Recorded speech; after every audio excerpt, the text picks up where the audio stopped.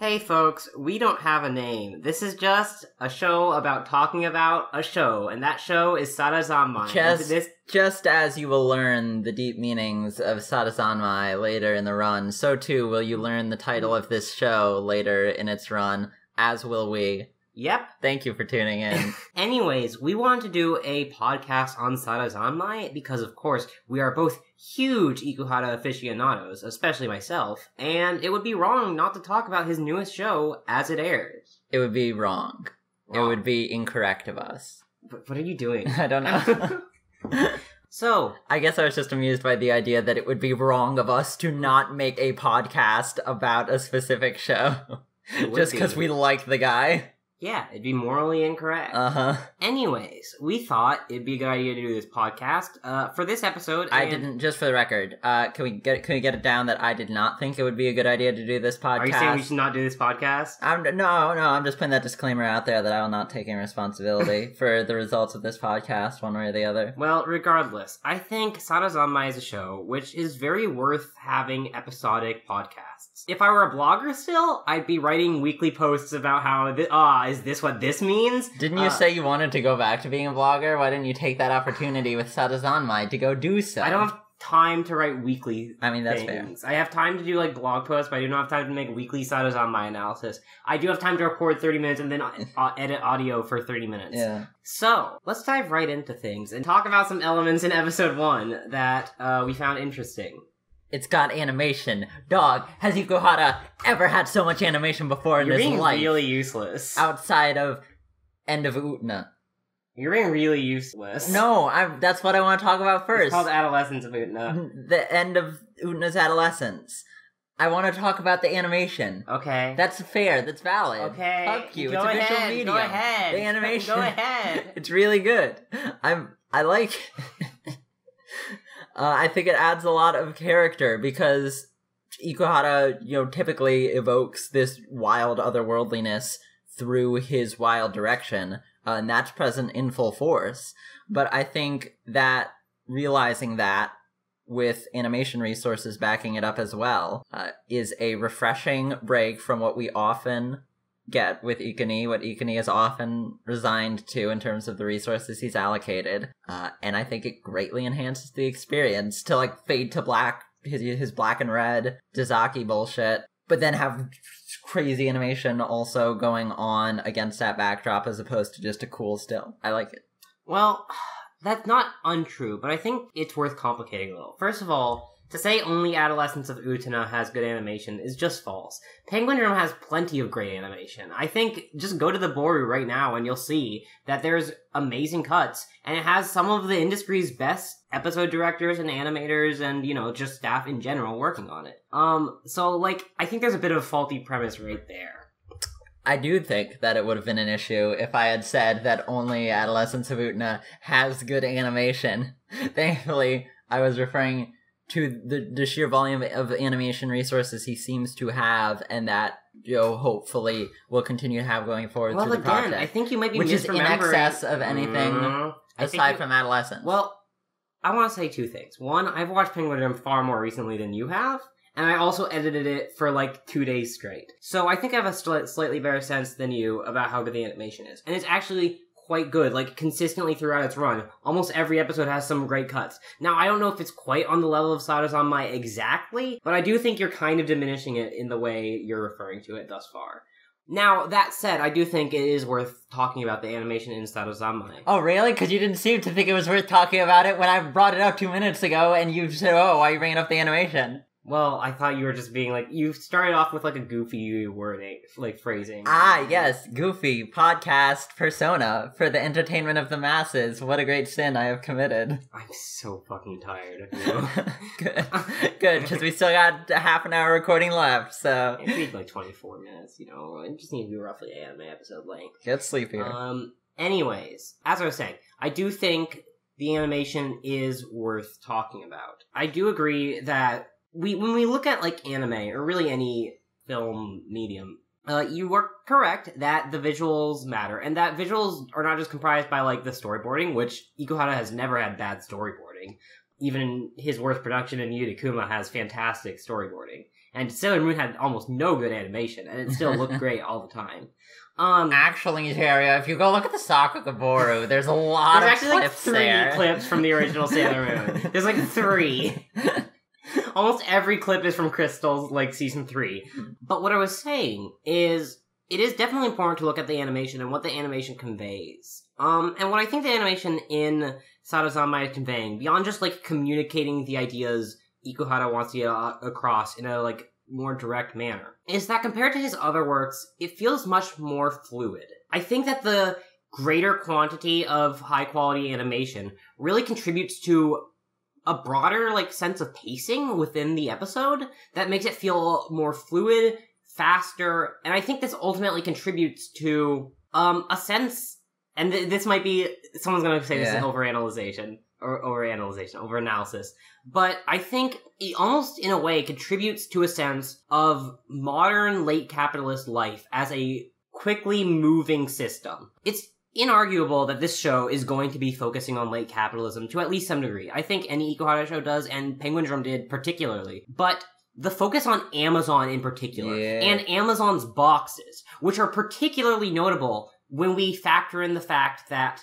all Ikuhara shows have focused, to one degree or another, on the boxes that people are trapped within, on the ways that people lock themselves inside boxes to prevent themselves from, like, engaging with the world. In a literal sense, literally using boxes as a device in each instance. No, for sure. I mean, it's both out, like in all Ikuhara shows, what happens on 2 levels. It's allegorical at all times. Because while it does literally happen within the narrative, while Penguin Drum does literally have a child broiler that broils children and turns them into, like, lifeless husks functionally. Tasty children bruschettas. It also represents the way in which labor is socially reproduced by education systems and other processes.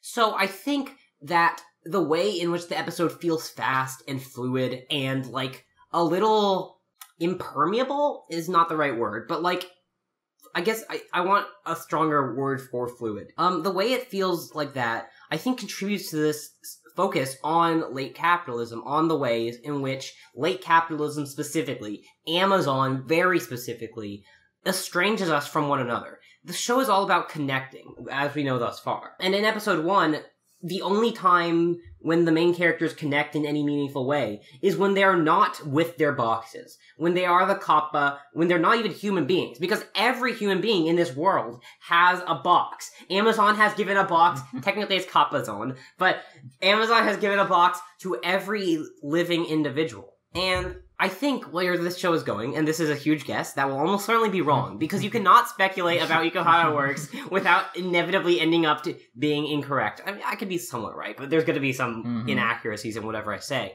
Is that late capitalism has really alienated us, to a degree not even seen historically, from our own desires, from, like, the actual deliverance of our own desires, and from other people more specifically. And I think that the animation legitimately does contribute to that. Now, I'm not saying they animated it well so that they could contribute to late capitalism, but I do think it comes about in the work, that you get this more fluid sense of the world at play. And I think that that is quite important to it as it will go on. I would contend, however, that you said that's only when the boxes are gone that they can connect with each other. That's one point in the episode where that really happens. One detail. It's also the only time in the episode where they're up in each other's asses is when they connect. So I'm just saying, maybe we need to connect not just through overthrowing Amazon, but also through having copious amounts of anal sex. I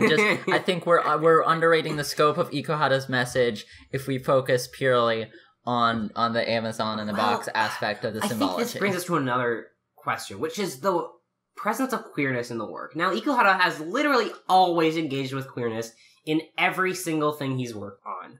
However, I think it's interesting here, which is Ikuhara has never really gone for queerness in the way that is often prefigured in Western society among Western queer people, and even to a great degree to Japanese queer people as well, as static identities. Ikuhara clearly does not care much for those at all. Yeah. He has always focused more on queer as, like, a broader non-normativeness. Yeah. Never focusing on, like, these characters are lesbians specifically. Not that he doesn't make works about lesbians, but I don't think he comes into it with the approach, these are lesbians, these are gay men, these are transgender people. He's more trying to look at non-normative practice, non-normative expression within the world we live within, which I also think connects to that fluidness. So, what I think he's trying to do here, what I think the way queerness will connect in this work, is it figures queerness as a potential battleground through which our what's the phrase? Reified identities, reified positions in society caused by capitalism, caused by Amazon's, like, expression of late capitalism, where we can use queerness as a means to break through. But not, I don't think, and this is just a guess, I don't think it's going to be focused on queerness as, once again I said, reified identities. I don't think that is what the show will figure as a potential way to deal with the issues we face. I think it is rather focused on queer practice, on, like, queer relationship as a legitimate practice, as a way to recreate a true social fabric that capitalism did not really allow for. And I think in that, it's going to, what's the best way to put this?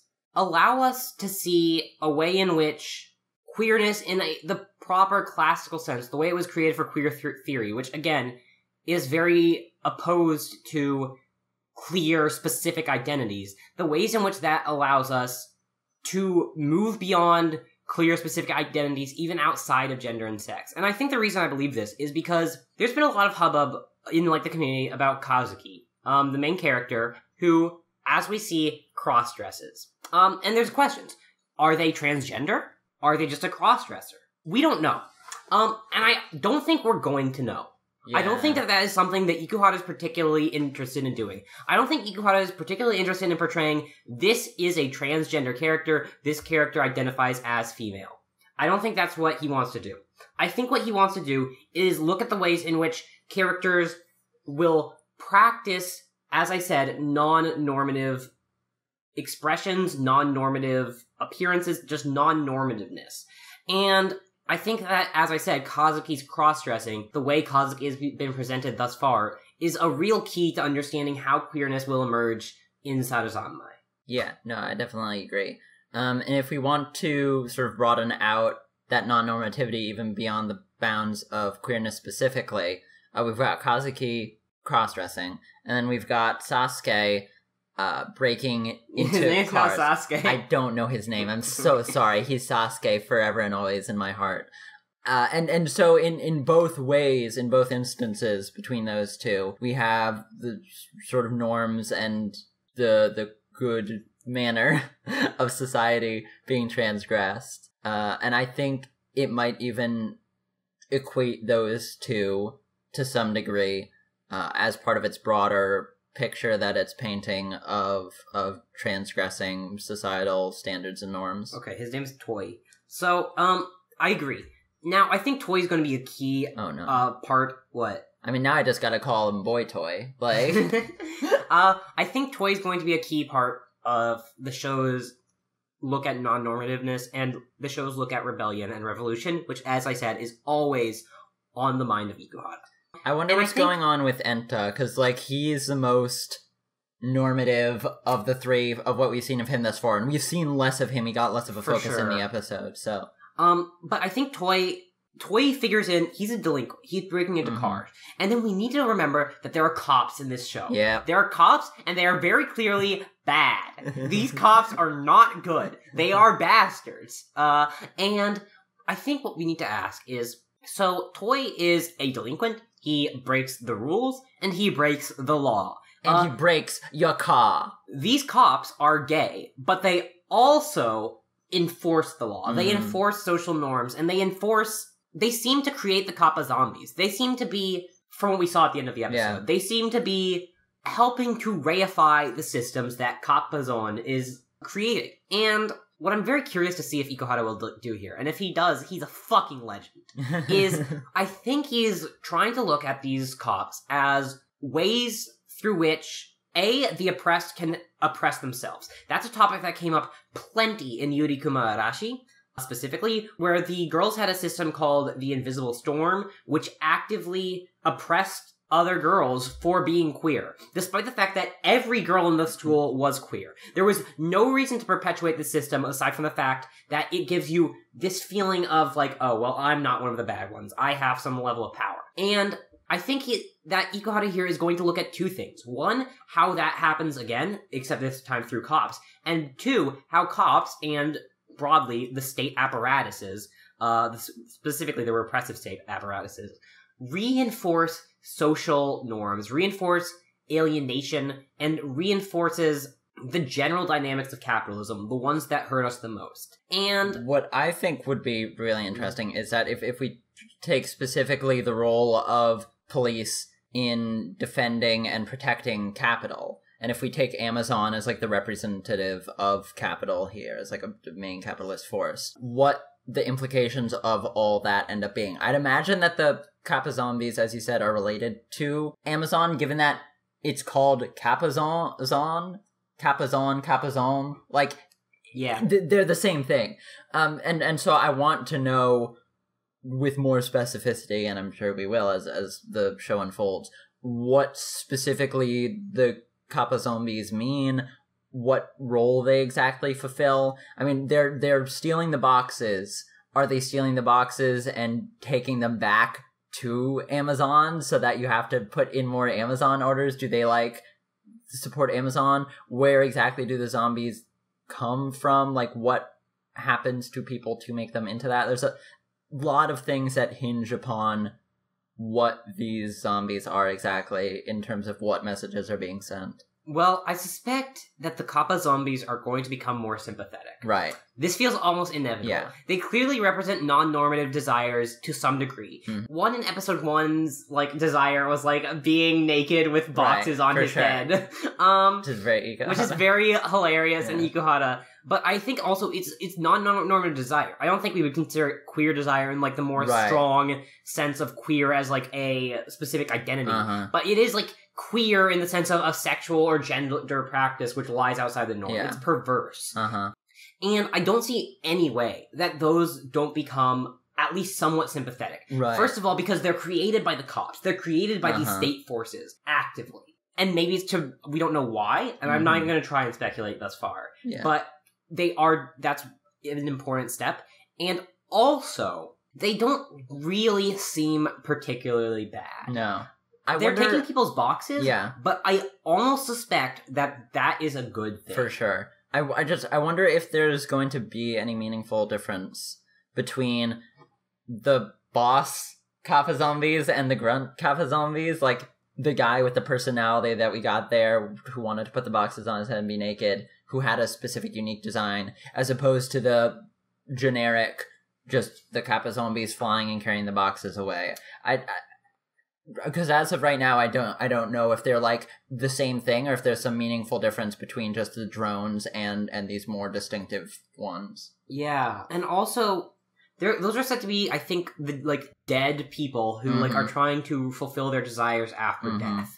And relating this to capital, I think you can kind of see it as a way through which those who were not able to be fulfilled as a result of capital try still to turn to capital as a way of fulfilling their own desires. Everyone in this is trying to fulfill their desires through capital. Yeah. Kazuki is able to cross-dress because of their box. Right. Toy, we don't know why he's breaking into cars. I'm sure there's like some deeper, yet also maybe funny reason for that being the case. And we have no idea what Enta's box is and what he's doing at all. He plays soccer. We'll find out, I'm sure, and we'll talk about that in future episodes. But for all of them, they have to fulfill their desires through capital. But I don't think through capital their desires can ultimately be fulfilled. No, because I think... one, they can't truly be connected.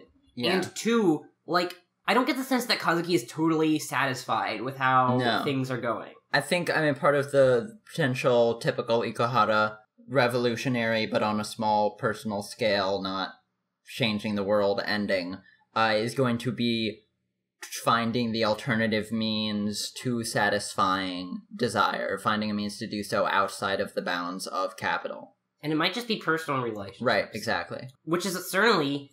something that still exists even under capital, much as it at times tries to destroy it or pervert it. And something which carries an older, more communitarian impulse, and yet it also can't be destroyed under capital. It's necessary, and to pretend, for instance, that relationships aren't relevant to capital, that they aren't like used by capital and at times actively like wanted by capital, would be absurd. Marriage, for instance, is absolutely like useful to capital. It existed beforehand, but like capital has found its own uses for marriage and wants to encourage marriage. However, I think that might be why the show's going the direction it is. It seems to me like it's going to end up in a gay poly relationship. I think that actively goes against marriage. It actively goes against these relationships which are reified by capital, which are promoted by capital. And that's very, very interesting. Yeah, for sure. Something else that I am interested in seeing is if we're talking about sort of the concept of zombies in Japan in relation to capital, you have to talk about zombie firms, which is in reference to after the real economic crash in the late 80s, early 90s, these firms who had taken on so much debt, who had gone so underwater, but then got bailed out by the government, but just like did not have the monetary value of their debts. And as such, they're zombie firms insofar as they're shuffling along underwater, never going to like become a profitable company that's worth more than the net debt it owes. And so that's generally what they are. And that could play into things as well if we're talking about like Capazon, Amazon, as this sort of overwhelming corporate presence that is not underwater, and then in relation to these more homegrown Japanese ones that are like existing with no purpose. I think we need to figure Sarazanmai as a sequel of sorts to Penguin Drum. Yeah. While Utena and Yurikuma absolutely share themes and are very relevant, Sarazanmai consciously like a direct and explicitly thematic iteration upon it. And even, like, visually, it has the same graphic designer as Penguin Drum. People walking through the streets look the same, and unlike in Utena and Yurikuma, which are set in, like, vague cities that aren't... They're not even really in cities. No, they're both centered around schools. Yeah. Penguin Drum and Sarazanmai are centered around Tokyo. Yeah. They're both set in Tokyo, and it's very important references to the work. To those locations.